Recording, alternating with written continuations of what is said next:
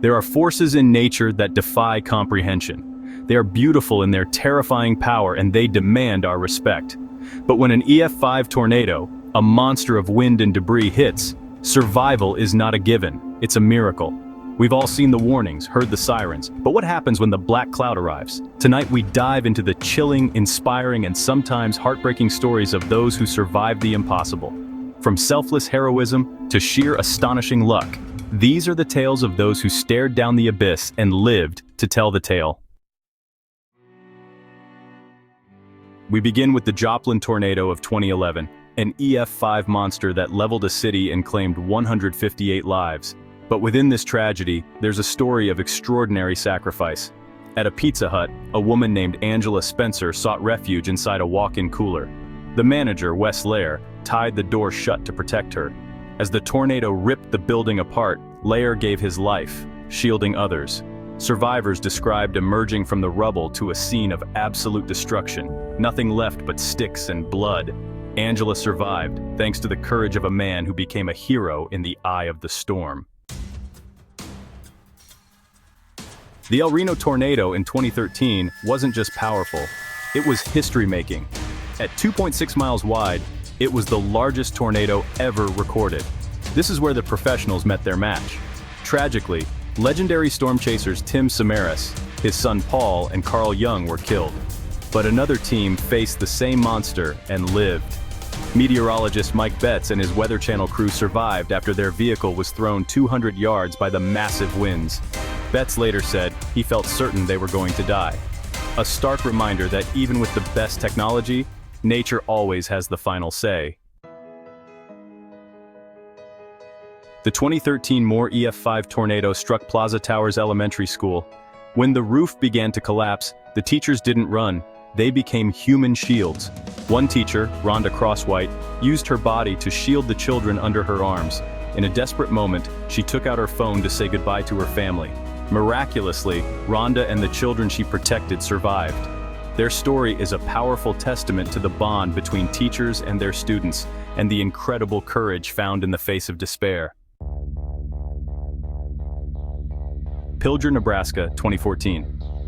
Residents of this small town witnessed a phenomenon almost unimaginable. Two EF4 tornadoes, side by side, tearing through simultaneously.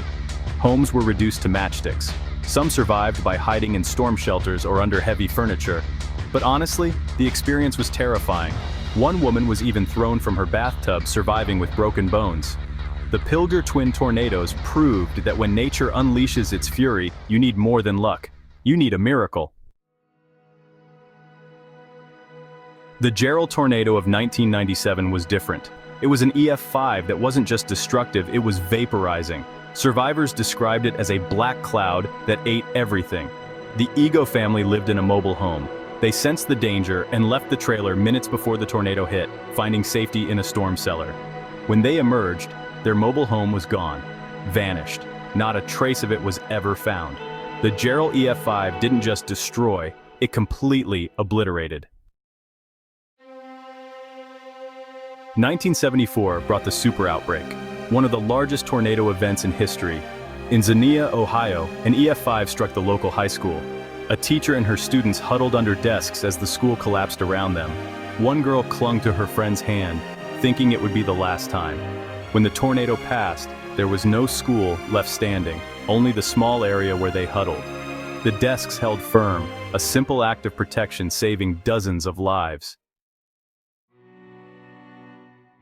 The 2011 Alabama tornadoes were relentless. We turn now to two remarkable stories of survival from this devastating event.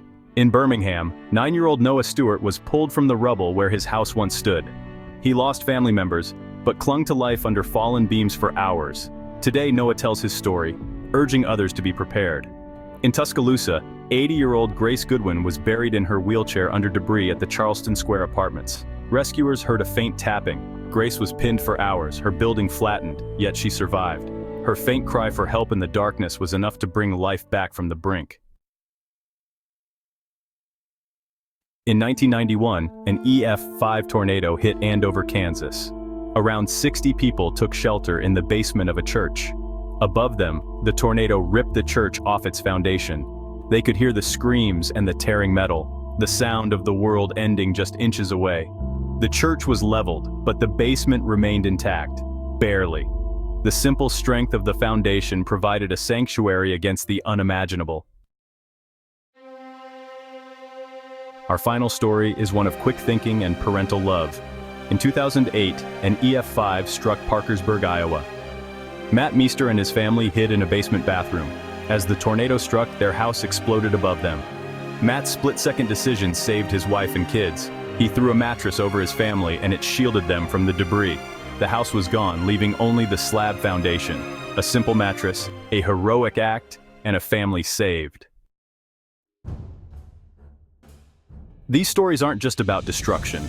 They are about the human spirit, the courage to act, the instinct to survive, and the enduring power of hope in the face of nature's most terrifying fury.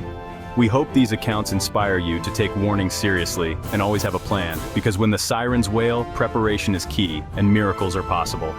Thank you for watching. If these stories moved you, hit that subscribe button and share this video. Stay safe, and remember, preparedness saves lives.